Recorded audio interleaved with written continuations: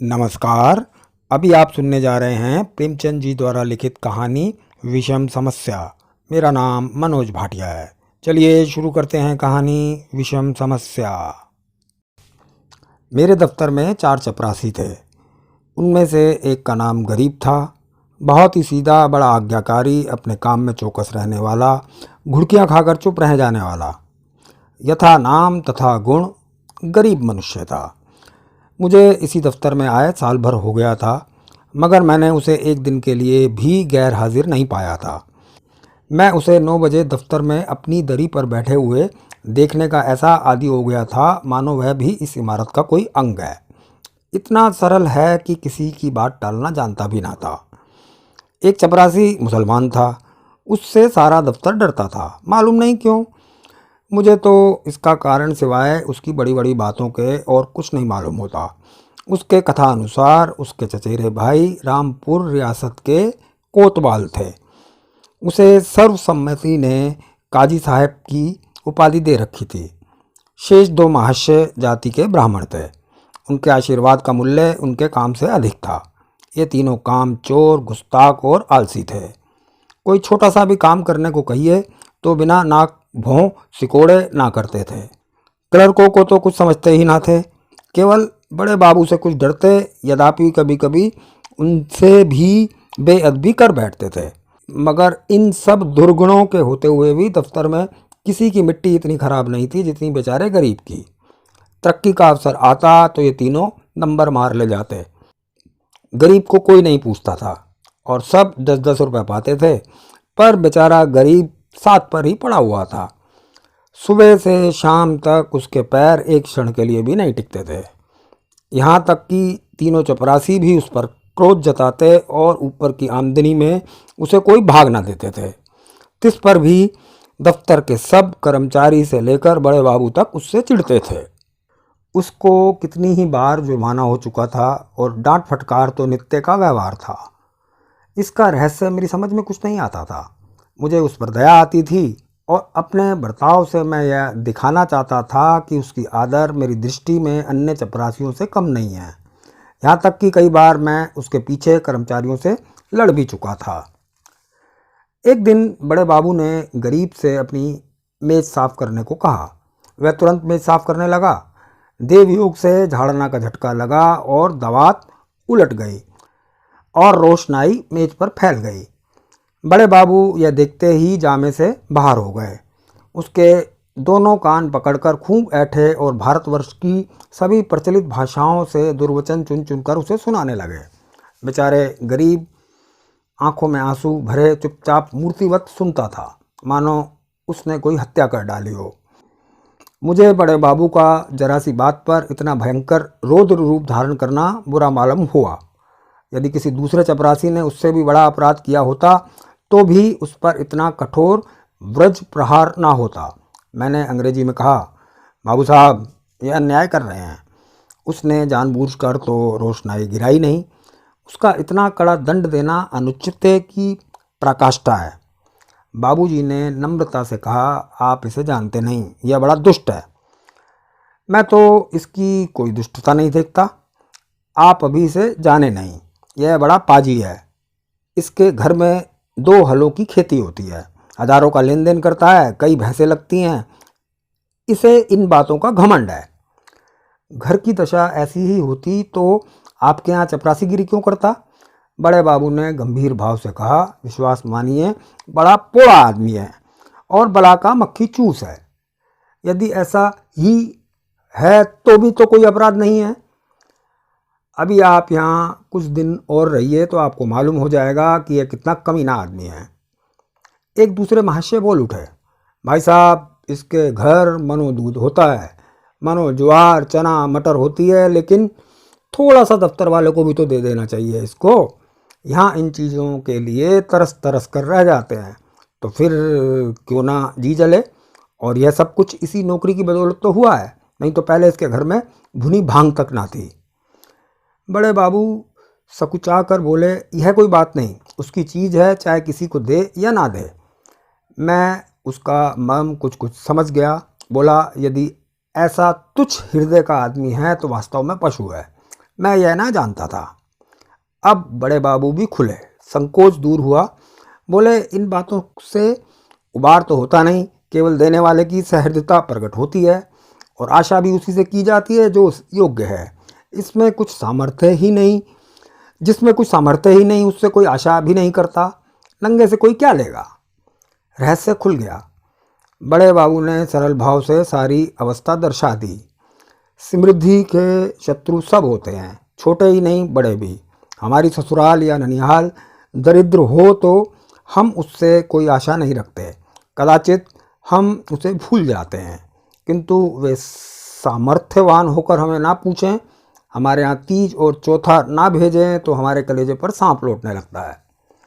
हम अपने किसी निर्धन मित्र के पास जाएं तो उसके एक बीड़े पान पर ही संतुष्ट हो जाते हैं, पर ऐसा कौन मनुष्य है जो किसी धनी मित्र के घर से बिना जलपान किए लौटे और सदा के लिए उसका तिरस्कार न करने लगे। सुदामा कृष्ण के घर से यदि निराश लौटते तो कदाचित वह उनके शिशुपाल और जरासंध से भी बड़े शत्रु होते। कई दिन पीछे मैंने गरीब से पूछा, क्यों जी, तुम्हारे घर कुछ खेती बाड़ी होती है? गरीब ने दीन भाव से कहा, हाँ सरकार होती है। आपके 2 गुलाम हैं, वही करते हैं। मैंने पूछा, गाय भैंसें लगती हैं? हाँ हजूर, 2 भैंसें लगती हैं।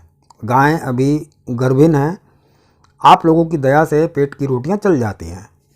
दफ्तर के बाबू लोगों की भी कभी कुछ खातिर करते हो? गरीब ने दीनतापूर्ण आश्चर्य से कहा, हुजूर, मैं सरकार लोगों की क्या खातिर कर सकता हूँ? खेती में जो चना मक्का ज्वार घास पास के सिवा और क्या होता है? आप लोग राजा हैं, ये छोटी मोटी चीज़ें किस मुंह से आपको भेंट करूं? जी डरता है कि कहीं कोई डांट ना बैठे कि टके का आदमी और इतनी मजाल।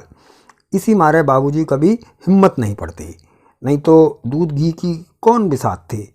मुंह के लायक बीड़ा तो होना चाहिए। बड़ा एक दिन कुछ लाके तो देखो, देखो लोग क्या कहते हैं। शहर में ये चीज़ें कहाँ मुयस्सर होती हैं। इन लोगों का जी भी तो कभी कभी छोटी मोटी चीज़ों पर चला जाता है। जी सरकार, कोई कुछ कहे तो कहीं साहब से शिकायत कर दें तो मैं कहीं का ना रहूं। इसकी जिम्मेवारी मेरी है। तो मैं कोई कुछ नहीं कहेगा, कोई कुछ कहेगा भी तो मैं समझ लूँगा। हुजूर, आजकल तो मटर की फसल है और कोल्हू भी खड़े हो गए हैं, इसके सिवा और कुछ भी नहीं है। बस तो यही चीज़ें ले आओ, कुछ उल्टी सीधी पड़ी तो आप ही को संभालना पड़ेगा।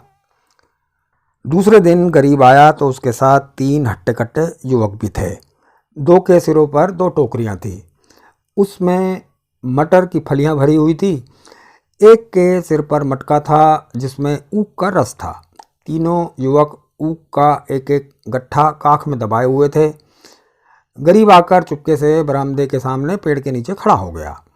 दफ्तर में उसे आने का साहस नहीं होता था, मानो कोई अपराधी है। वृक्ष के नीचे खड़ा ही था कि इतने में दफ्तर के चपरासियों और अन्य कर्मचारियों ने उसे घेर लिया। कोई ऊख लेकर चूसने लगा, कई आदमी टोकरी पर टूट पड़े। इतने में बड़े बाबू भी दफ्तर में आ पहुँचे। यह कौतुक देखकर उच्च स्वर से बोले, यह क्या भीड़ लगा रखी है, चलो अपना अपना काम देखो। मैंने जाकर उनके कान में कहा, गरीब अपने घर से ये सौगात लाया है, कुछ आप भी लीजिए, कुछ हम लोगों को बांट दीजिए। बड़े बाबू ने कृत्रिम क्रोध धारण कर कर कहा, क्यों गरीब, तुम ये चीज़ें यहाँ क्यों लाए? अभी लौटा ले जाओ, नहीं तो मैं अभी साहब से कह दूंगा। क्या हम लोगों को मूर्ख समझ लिया? गरीब का रंग उड़ गया, थर थर काँपने लगा, मुंह से एक शब्द भी नहीं निकला। मेरी ओर अपराधी नेत्रों से ताकने लगा। मैंने अपनी ओर से क्षमा प्रार्थना की। बहुत कहने सुनने पर बाबू साहब राजी हुए। सब चीज़ों में से आधी अपने घर भिजवाई, आदि में अन्य लोगों के हिस्से लगाए। इस प्रकार यह अभिनय समाप्त हुआ। अब दफ्तर में गरीब का मान होने लगा। उसे नित्य घुड़कियां ना मिलती, दिन भर दौड़ना ना पड़ता, कर्मचारियों के व्यंग और अपने सहवर्गियों के कटु वाक्य ना सुनने पड़ते। चपरासी लोग स्वयं उसका काम कर देते। उसके नाम में थोड़ा सा परिवर्तन हुआ। वह गरीब से गरीबदास बना। स्वभाव में भी कुछ तब्दीली पैदा हुई। दीनता की जगह आत्मगौरव का उद्भव हुआ। तत्परता की जगह आलस्य ने ले ली।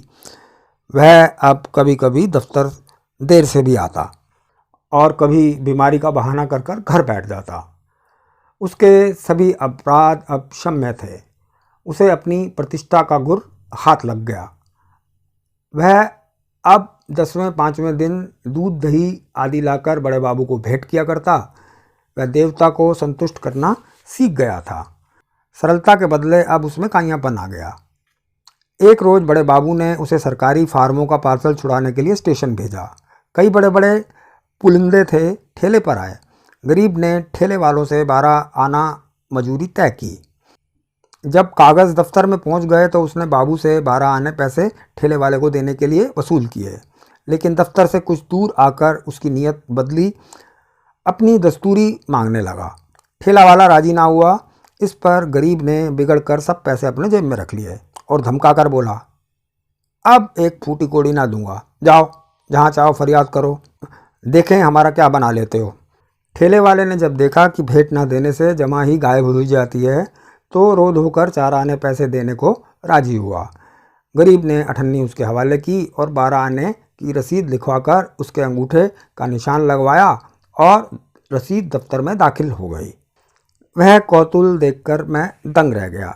यह वही गरीब है जो कई महीने पहले सत्यता और दीनता की मूर्ति था, जिसे कभी अन्य चपरासियों से भी अपने हिस्से की रकम मांगने का साहस ना होता, दूसरों को खिलाना भी ना जानता था, खाने की तो फिक्र ही क्या। मुझे यह स्वभावांतर देखकर अत्यंत खेद हुआ। इसका उत्तरदायित्व किसके सिर था? मेरे सिर। मैंने उसे धूर्तता का पहला पाठ पढ़ाया था। मेरे चित्त में प्रश्न उठा, इस काइयापन से जो दूसरों का गला दबाता है वह भोलापन क्या बुरा था जो दूसरे का अन्याय सह लेता था? वह अशुभ मुहूर्त था जब मैंने उसे प्रतिष्ठा प्राप्ति का मार्ग दिखाया, क्योंकि वास्तव में वह उसके पतन का भयंकर मार्ग था। मैंने बाह्य प्रतिष्ठा पर उसकी आत्म प्रतिष्ठा का बलिदान कर दिया। दोस्तों, हम उम्मीद करते हैं कहानी आपको पसंद आई होगी। कहानी को आप अपने दोस्तों के साथ, परिवार के अन्य सदस्यों के साथ शेयर कीजिए, लाइक कीजिए और हमारे चैनल को सब्सक्राइब कीजिए। और हाँ, मेरा नाम है मनोज भाटिया। आते रहिएगा, कहानियों का सिलसिला यूं ही चलता रहेगा।